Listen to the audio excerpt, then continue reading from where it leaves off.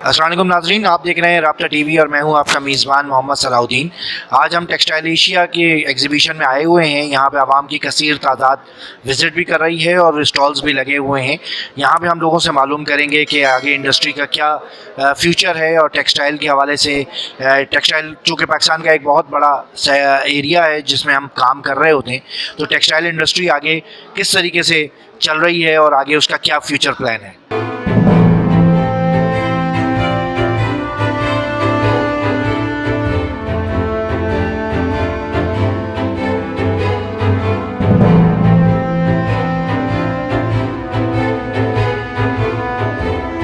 कैसी लगी आपको एग्जीबिशन? एग्जीबिशन बहुत अच्छी है एंड आई होप कि जितने हमें यहाँ पे इम्पोर्टर्स देखने को मिले, हमारी एक्सपोर्ट भी बढ़े और पाकिस्तान की चीज़ों में इजाफा हो। खास तौर से एक बड़ी अच्छी बात मैंने देखी जो मैं चाहता हूँ कि सिंध मेहरान यूनिवर्सिटी और सिंध यूनिवर्सिटी के सारे स्टूडेंट्स मैंने देखा कि वो यहाँ पे आके विजिट्स कर रहे हैं।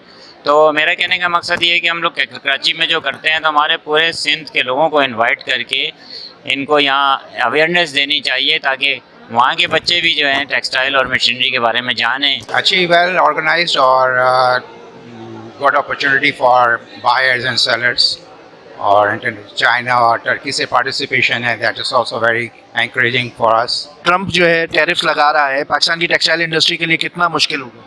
देखिए अभी तो उसने 90 दिन के लिए डिफ़र कर दिया है, पर ये पूरा उसको विड्रॉ करना पड़ेगा।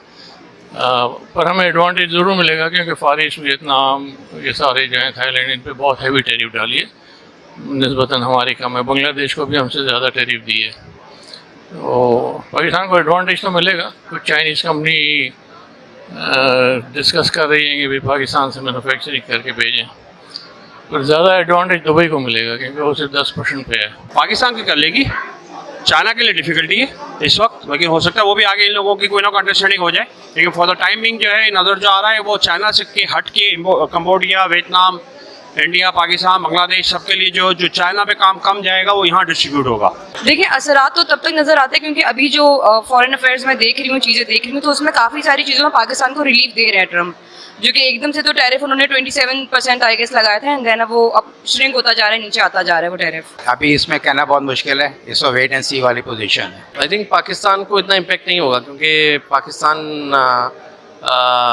इतना बड़ा एक्सपोर्टर नहीं है चीज़ों का। I don't think so it will impact. बहुत सारे मुश्किलात टेबल टॉक होनी चाहिए मेरे हिसाब से, तो ताकि टेबल टॉक होगी तो शायद पाकिस्तान अपने कुछ प्रॉब्लम्स रिजॉल्व करवा पाएगा। चाइना को तो फ़र्क ही नहीं पड़ता क्योंकि उनके पास तो रिजर्व्स इतने हैं कि वो जो है आराम से उसको सर्वाइव कर पाएंगे। पाकिस्तान नहीं सर्वाइव कर सकता। पाकिस्तान को सर्वाइव करने के लिए टेबल टॉक करना पड़ेगा और अपने इश्यूज़ को रिजॉल्व कराना पड़ेगा ट्रम्प के साथ। इसने जो टैरिफ लगाया वो बहुत एक गलत उस पर लगाया है, लेकिन चाइना ने उसको मजीद अच्छा जवाब एक दिया है, रिप्लाई एक अच्छा दिया है।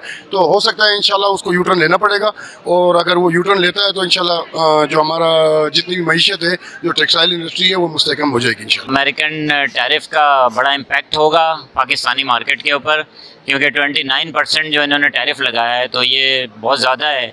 हमारी मार्केट इंटरनेशनल बड़ी कॉम्पिटिटिव है, हमारा मुकाबला बांग्लादेश और इंडिया से है।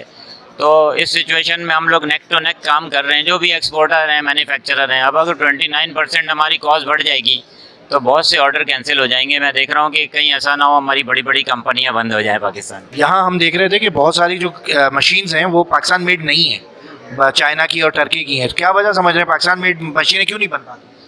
असल में टेक्नोलॉजी जो है ना वो वहाँ पे ज़्यादा चीप है, इस वजह से वहाँ पे एक पूरा इकोसिस्टम है। यहाँ पे इकोसिस्टम नहीं है। इकोसिस्टम अगर यहाँ पे डेवलप करेंगे तो फिर यहाँ पे जो है ना वो हो सकती है, यहाँ पे लोकल मशीनरी की डेवलपमेंट हो सकती है। अभी सस्टेनेबल नहीं है इंडस्ट्री। देखें, दोनों चीज़ें होती हैं कि लोकल इंडस्ट्री का सबको पता ही होता है, may be for the foreigners it's an opportunity. वो क्यों नजर आएंगी? सवाल तो ये है ना, क्योंकि हम तो बहुत सारे दूसरे फैक्टर्स में इन्वॉल्व हुए हुए, परेशानियों में इन्वॉल्व हुए हुए। मतलब हम पॉलिटिकली हमारी स्टेबिलिटी होगी तो फिर हम आगे बढ़ेंगे ना। हम फिर हमारे मुल्क में बिजली का प्रॉब्लम है, गैस का प्रॉब्लम है, तो इन मशीनरीज का हम क्या करेंगे?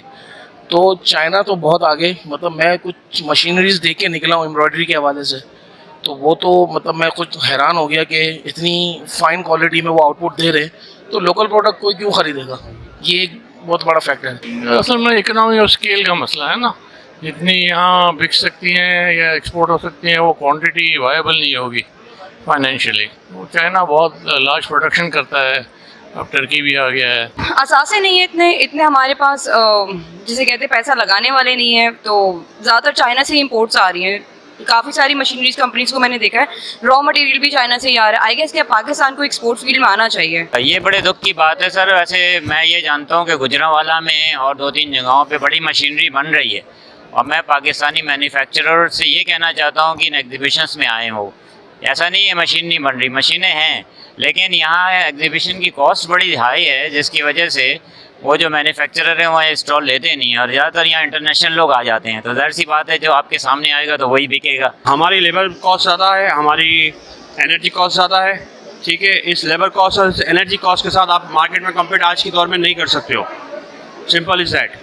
अगर आप आज कम्पीट नहीं कर सकते हो तो डेफिनेटली आपको उस जगह जाना है जहाँ पे आप चीप माल ले सको। इसकी वजह यह है कि हमारी जो जितनी भी मशीनरी बनाने वाली कंपनियां हैं वो सारी मैनुअल पोजीशन पे चली गई हैं।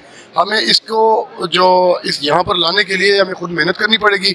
जो हमारा पंजाब तबका जितना भी बना रहा है, जो मशीनरी वगैरह बनाना चाहिए, कि उनको चाहिए कि वो आएँ और एक्सपो अपने जो स्टॉल हैं वो लगाएँ और पूरे पाकिस्तान की मशीनरी को दुनिया भर में एक मुतारुफ करवाएँ। आप क्या उम्मीद कर रही हैं आगे बेहतरी आएगी? बिल्कुल बेहतरी आएगी, क्योंकि अब पाकिस्तान में लोग इन्वेस्ट कर रहे हैं। अभी हुकूमत स्टेबल चल रही है, चीज़ें स्टेबल चल रही हैं, तो बिल्कुल पाकिस्तान ऊपर आएगा।